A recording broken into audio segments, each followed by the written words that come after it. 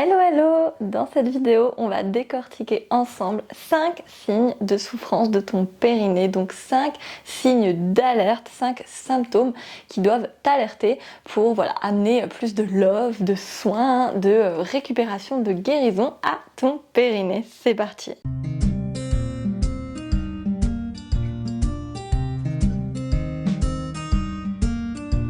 Donc déjà, si tu ne me connais pas, je m'appelle Fanette, je suis kinésithérapeute spécialisée en rééducation du périnée, en rééducation abdominale. Je suis certifiée par la méthode de Gasquet. Je suis également yoga thérapeute, formatrice, je suis sexothérapeute et formée à l'accompagnement du psychotraumatisme. Donc ceci étant dit, si tu sais déjà que tu as envie de venir investiguer ton périnée, que cette zone de ton corps, ton temple intérieur, tu sais qu'elle n'est pas en top santé, ou en tout cas tu aimerais y amener plus de conscience, y amener plus de présence, plus de tonicité, plus de détente, plus de confort, la proposition pour toi est de rejoindre la Yoni Tribe, qui est mon studio en ligne de yoga du féminin. On se retrouve une fois par semaine pour des cours live en visio avec des pratiques de yoga, de mouvements conscients, avec mes différentes casquettes où je t'amène à la fois une approche précise basée sur l'anatomie, la santé, la science, la biomécanique, et à la fois une approche subtile, énergétique, magique. On va vraiment pouvoir placer des intentions, aller travailler dans l'émotionnel, dans toutes les couches du corps, etc. Donc si ça te tente, tu peux me rejoindre par ici. Donc j'ouvre plusieurs cohortes par an. La prochaine démarre en octobre, donc le tarif est réduit pour toute inscription jusqu'au 1er septembre si jamais tu regardes cette vidéo avant le 1er septembre 2024. Donc, ceci étant dit, passons au vif du sujet. Quels sont les 5 signes de souffrance de ton périnée, aussi appelé plancher pelvien? Donc déjà, si c'est un petit peu flou pour toi, où est ton périnée, à quoi ça ressemble, etc., je ne vais pas revenir dessus dans cette vidéo, mais tu peux en savoir plus en regardant cette vidéo. Je te mets le lien juste ici, où je fais un petit peu plus un point anatomique sur le périnée, sur sa constitution et sur son mode de fonctionnement. Tu retrouveras également sur ma chaîne pas mal de vidéos sur cette thématique. J'ai une playlist spéciale sur le périnée d'ailleurs, si tu as envie d'explorer un petit peu entre théorie et pratique. Donc le premier signe qui doit t'alerter et te faire te dire que oulala, là il y a quelque chose à faire et à venir explorer au niveau de mon périnée, ce sont les douleurs. Et quand on parle de douleurs, on va aussi parler de gêne et d'inconfort. Donc dès qu'il y a des brûlures, des tensions, des tiraillements, des picotements, vraiment des contractions, voire même des contractures, des points spécifiques au niveau de ton périnée, que ce soit à l'entrée, que ce soit en profondeur, que ce soit lors de rapports sexuels, que ce soit lors de la miction, lorsque tu vas aux toilettes, que ce soit lors de mouvements dans ta vie quotidienne ou lorsque tu te caresses, etc. Tout cela, ce n'est pas normal. On ne doit pas avoir mal au périnée, on ne doit pas être gêné, avoir une sensation de « Ah, c'est pas très confortable tout ça ». Vraiment, on est censé juste vivre en harmonie avec notre périnée et la douleur est toujours un signe d'alerte. Donc quand c'est dans le cadre de la sexualité, on peut se vivre du vaginisme, donc une impossibilité à la pénétration. On peut se vivre des dysparéunies qui sont des douleurs à la pénétration, donc que ce soit des pénétrations digitales, des pénétrations avec un objet, des pénétrations avec un organe. Ça peut être des dysparéunies superficielles, plutôt à l'entrée du vagin, plutôt profondes. Ça peut aussi être des douleurs abdominales, des douleurs au niveau du bas-ventre. Ça peut être des douleurs lorsqu'on va aux toilettes, des douleurs lors de certains mouvements, soit actifs, soit prolongés. Et donc tout ça, c'est vraiment se demander, ok, à quoi mon corps réagit-il? Quelle information mon corps est en train de me dire? Pourquoi est-ce que ça, ce n'est pas ok? Donc vraiment venir explorer. Les douleurs, elles peuvent être vraiment de l'ordre du physique. On peut avoir par exemple vécu un accident de voiture qui fait qu'on a créé une tension au niveau de notre périnée, du coup au niveau des nerfs, ça vient tirer, ça nous fait une pudendalgie, ça fait des brûlures, des tiraillements, etc. On peut aussi avoir eu des chocs émotionnels, des événements traumatiques douloureux qui font que le périnée se met en mode survie, en mode rétraction, mode protection, et du coup crée par exemple du vaginisme, une contraction involontaire du périnée lorsqu'on vient un petit peu comme l'approcher, ça peut être vécu comme une intrusion, du coup hop, le corps se ferme, ça peut être des facteurs de risque aussi tels que l'accouchement qui peuvent venir distendre les tissus, faire bouger les os du bassin, enfin voilà, il peut y avoir vraiment de multiples causes et ça c'est vraiment à explorer avec des professionnels, mais en tout cas ne reste pas avec ces douleurs au niveau de ton périnée s'il te plaît, c'est vraiment très important à prendre en compte et ce sont des messages très forts en fait de ton corps qui émergent à la surface et ce sont des réactions de ton système nerveux. Le deuxième signe qui doit t'alerter au niveau de ton périnée, c'est si tu te vis des situations de fuite. Donc les situations de fuite, ça peut être des fuites urinaires, ça peut être des fuites fécales, ou ça peut être des fuites au gaz, donc une incapacité à retenir les gaz.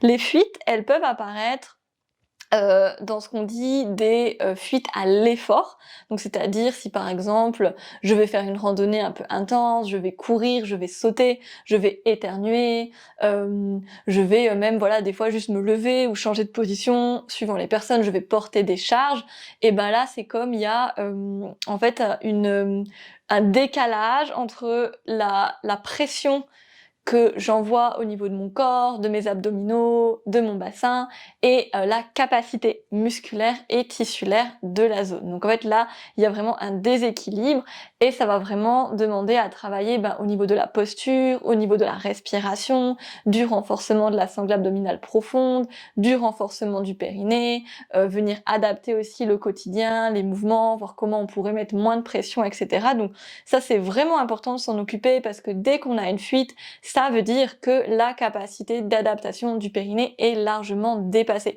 Donc ça veut dire que en amont, il y a plein de couches déjà qui ont été abîmées au niveau des fascias, au niveau des muscles.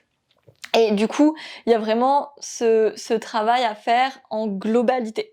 Donc c'est pour ça voilà que moi par exemple, quand j'accompagne des personnes qui ont des fuites à l'effort, on va pas juste faire des contractions basiques du périnée, on va vraiment travailler sur voilà, l'équilibre musculaire global, on va travailler sur la sangle abdominale, sur le dos, la respiration, le transverse profond, le diaphragme, l'autograndissement, voilà, tout ce que je propose dans mes cours en ligne, dans mes propositions à la fois collectives et individuelles, c'est vraiment basé là-dessus, c'est de la rééducation en fait. On peut aussi se vivre des fuites qu'on dit par urgenturie. Donc en fait là c'est des impériosités, c'est comme tout d'un coup on peut plus se retenir, genre on rentre chez soi, on tourne la clé dans la porte, on appelle ça aussi le symptôme, le syndrome de la clé dans la porte, et mon système nerveux interprète que oh mon dieu, je vais aller aux toilettes tout de suite, et du coup tout d'un coup on a une envie très forte, très rapide, très impérieuse, et c'est comme si on pouvait plus se retenir, et des fois il peut y avoir des fuites.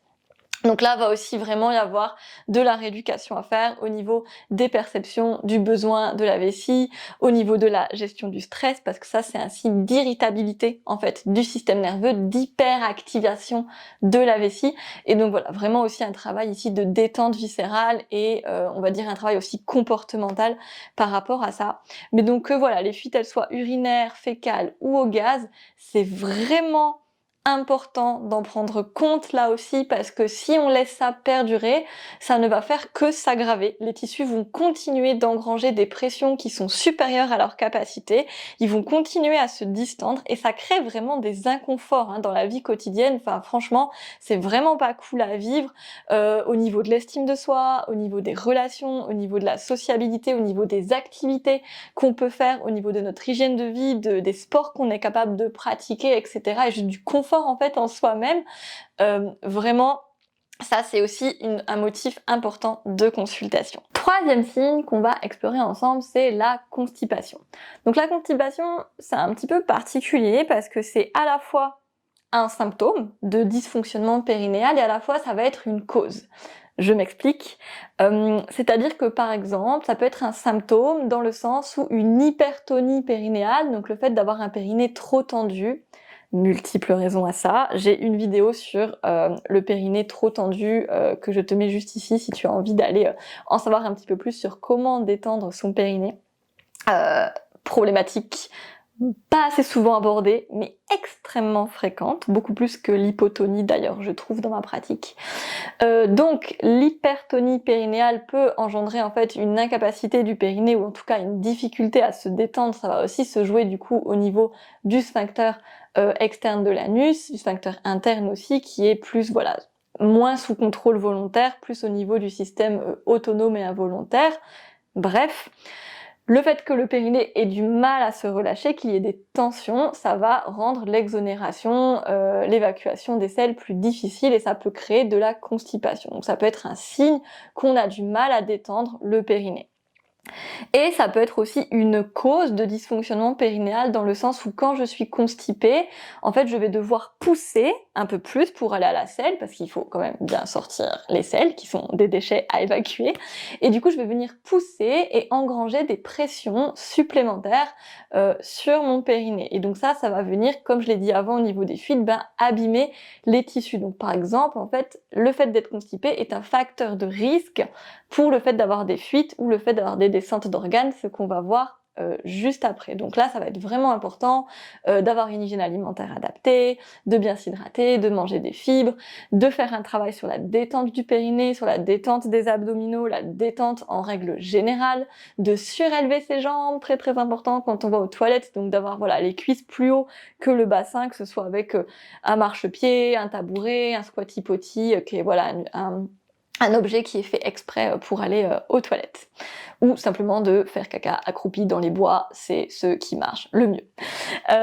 Quatrième signe du coup de souffrance périnéale, je viens d'en parler, ce sont les prolapsus, donc les descentes d'organes. Ce mot fait tout le temps très peur, donc on ne se retrouve pas avec la vessie à l'air libre, n'ayez pas peur, mais en fait les symptômes d'une descente d'organes, ça va être la sensation de pesanteur au niveau du bas-ventre, et on peut aussi avoir une sensation de pesanteur au niveau du périnée, au niveau de la vulve, et parfois même une petite boule qui vient comme affleurer à la vulve et qu'on sent qui vient descendre avec l'activité sportive et potentiellement au fur et à mesure de la journée. Donc il y a des prolapsus de différents types, ça peut être la vessie, ça peut être l'utérus, ça peut être le rectum, et en fait c'est un affaiblissement des ligaments, une incompétence abdominale et périnéale, souvent avec des facteurs de risque tels que la toux chronique, le sport excessif, les accouchements, la sédentarité, le surpoids, les abdominaux hyperpressifs, donc par exemple le fait voilà de faire des crunchs, de faire du renforcement abdominal qui n'est pas adapté. Moi j'ai eu des patientes qui se sont fait des prolapsus avec des cours de pilates par exemple qui n'étaient pas adaptés, pas sécurisés, donc plein de facteurs différents au fait que, en gros, on pousse trop vers le bas et vers l'avant au lieu de plaquer vers le haut et vers l'arrière. Ça crée, voilà, à terme, des lésions sur les tissus. Et du coup, voilà, les organes qui, entre guillemets, au lieu d'être soutenus et bien maintenus vers le haut, à la fois par les muscles, par les ligaments, etc., par le tonus de base, par une posture adaptée, une respiration aussi dans le bon sens, etc., au lieu d'être comme ça, ils sont plus bas, et du coup ça vient comme plonger entre guillemets dans les parois du vagin qui sont plus souples, et le fait voilà d'être une personne avec un vagin, c'est un facteur de risque pour les prolapsus, puisque c'est un orifice qui n'est pas fermé hermétiquement, contrairement aux personnes qui n'ont pas de vagin, qui voilà. Il y aura d'autres problématiques spécifiques, mais les prolapsus, vraiment le fait d'avoir un vagin, ça permet, c'est quelque chose qui est plus souple et dans lequel, entre guillemets, les pressions peuvent s'accumuler. Et dernier signe, cinquième et dernier signe que ce n'est pas au top dans ton périnée, c'est si quand on te parle de ton périnée, tu es mon quoi? What the fuck? Donc si en gros tu ne sais pas trop où il est, c'est un peu genre zone taboue, c'est mystérieux, c'est terra incognita, tu sais pas trop comment le relâcher, tu sais pas trop comment le contracter, t'as un peu du mal à venir regarder, à venir toucher. Quand en yoga ou en pilates on te dit contracte ton périnée, relâche ton périnée, t'es un peu là, je sais pas trop quoi faire, je sais pas trop ce qui se passe, j'ai du mal à sentir, j'ai pas trop de sensations aussi dans ma sexualité potentiellement quand Il va y avoir des stimulations dans la zone parce que ça vient jouer, hein, le fait de comment j'ai câblé neuronalement mon périnée avec mon cerveau et ma sensorialité. C'est sûr que plus je l'ai câblé, plus j'ai mis de la présence, de la conscience, plus il peut y avoir de la sensibilité et donc dans la sexualité, du plaisir, etc. Parce que c'est ça qu'on cherche dans la sexualité, c'est le plaisir et ce n'est pas juste le je ne sens rien ou encore pire le ça me fait mal ou ça me gêne, etc. Donc le fait de être déconnecté de la zone, c'est pas entièrement ta faute évidemment parce que on n'a pas appris, il y a toute une chape sociétale et patriarcale autour des personnes à vulve qui vient vraiment shamer la zone, toute cette chape patriarcale qui s'applique sur toutes les humains et les humaines qui font qu'en fait on a beaucoup appris à être dans le mental, à être dans l'intellect, la raison et à se couper du corps, à imaginer que l'esprit c'est plus pur, que le corps c'est plus sale et que la sexualité c'est tabou, c'est gênant, c'est sale, c'est vulgaire. Du coup on s'en coupe, on se coupe de notre génitalité aussi. Et donc on n'apprend pas à savoir comment son périnée fonctionne, comment son sexe fonctionne, se connaître, prendre soin de soi, etc. Vraiment investir la zone juste comme une partie du corps en tant que telle, genre je sais pas, c'est comme une main quoi, on va pas juste imaginer que j'ai pas ma main droite et faire comme si pendant toute ma vie je n'ai pas ma main droite et ne pas savoir l'utiliser. En fait, le périnée, la vulve, le sexe, les organes génitaux, c'est une partie à part entière de ton anatomie et c'est très très important. C'est ton socle, c'est le plancher de ta maison, c'est là où il y a ton ancrage, ta sécurité. Vraiment, c'est ta base en fait. Et donc, c'est ultra important de relationner sainement avec, de tisser un lien, mais vraiment tout au long de ta vie, ça s'entretient, d'avoir de la présence et de la conscience dedans. Donc si tu te reconnais dans un de ces signes, si ce que je t'ai dit te parle, vraiment c'est l'invitation pour toi à prendre action, à te dire « Ah ok, peut-être que je mettais un peu ça de côté, peut-être que je me disais que ça allait passer tout seul, mais ah non en fait là je prends conscience qu'il y a un problème, qu'il y a un truc à venir investiguer. » Donc voilà, j'ai proposé pas mal de pistes pour chacun des symptômes. Ça peut être d'aller voir une kiné ou sage-femme spécialisée, ça peut être de venir à mes cours de yoga du féminin spécialisés qui vont vraiment par des pratiques de mouvements conscients, sécuritaires, adaptés mais aussi variés, créatifs, fun et bienveillants, vraiment t'amener à mettre de la conscience dans la zone, à la fois à assouplir, à tonifier mais aussi à aimer, à connecter, à conscientiser, à faire vibrer en fait, à réveiller pour de multiples bienfaits que je ne vais pas détailler ici, mais en tout cas voilà, si tu as envie de travailler ça avec moi, que cette proposition t'intéresse, tu peux rejoindre la Yoni Tribe, je te mets le lien juste ici.